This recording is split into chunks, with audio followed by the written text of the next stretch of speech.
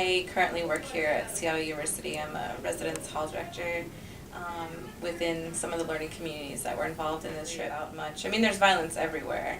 You know, it'd be like if you told me there's violence in Texas, so don't travel to California. A situation where I ever felt unsafe, and for that matter, anybody in our group, because that was something that we checked in about, and we even asked that question at the very end. If at any point in time, if any of the students felt unsafe, or any of the staff and faculty, and everybody said that they felt completely safe. On the safety aspect, like the people working there, like Eduardo and the other long-term volunteers, they took all the necessary steps to make sure that we were safe, you know, at all times. Yeah. So my name is Courtney Plummer. I'm from Puyallup, Washington. I've been in Seattle for the last few years. And from July of 2008 to May of 2009, I was a long-term volunteer in Tijuana.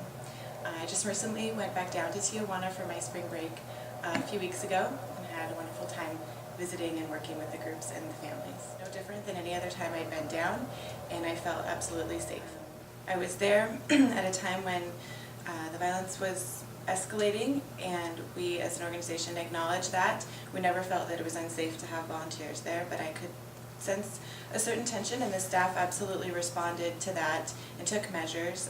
We changed the protocols that we deal with groups, and so we recommended that groups do not visit the border at night, and so we changed that to going into the afternoon when it was light out and safer, and then we went back to the Posada to have a border talk and discuss immigration issues. So we were able to provide the same experience, but in a more controlled environment. No, that security warning didn't intimidate me at all. I spent a significant amount of time down with the staff and the families in Tijuana, and I have no doubt in my mind that if there was a real security issue, that they would have informed me as well as all. I was surprised by the blanket statement of all border areas being raised to this alert. Tijuana has not had the same violence rates as Ciudad Juarez, and I think that making a blanket statement for all border areas and for Mexico in general is really dangerous, and it's misleading. And so I think it's important for people to understand the difference in the two cities, the different situations that both of those cities are facing. And I teach at Seattle University. I teach in the Department of Modern Languages. And I think it's unfortunate that people look at what happens, for example, in Ciudad Juarez, and then extrapolates that those same things are happening 750 miles away in Tijuana. So it's a very, very different situation. There are risks that are involved, but there are also risks being here at Seattle. We're aware of the risk when we go to Tijuana because of the situations there, but we feel that if we take the right kinds of precautions and try to allow for those risks, that we're able to mitigate the risk so that students can go in a safe environment. We do that in a number of ways. We do that with pre-departure orientation so students know the situation they're getting into. We have a very favorable faculty-staff ratio when we go down.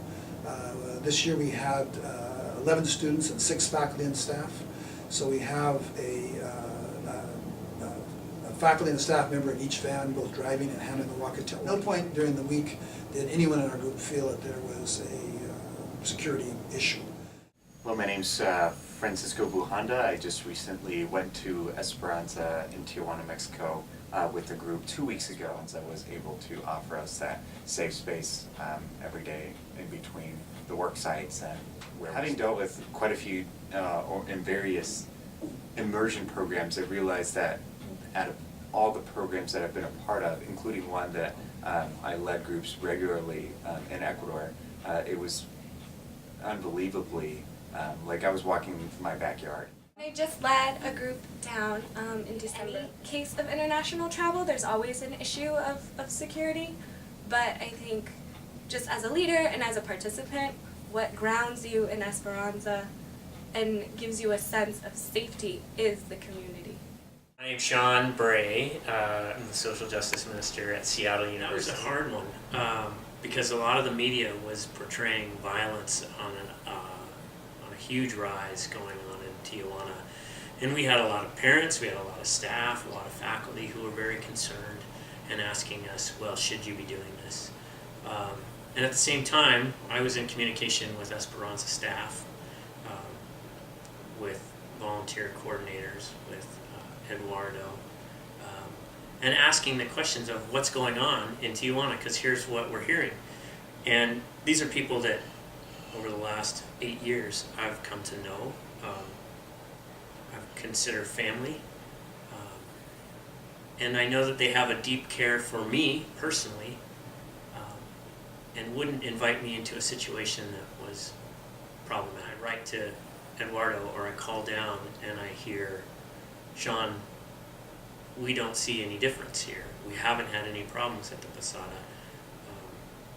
When we're in dialogue weekly about what's going on, and I keep being told it's the same. When I talk to another group that just came back and they tell me we didn't notice anything different.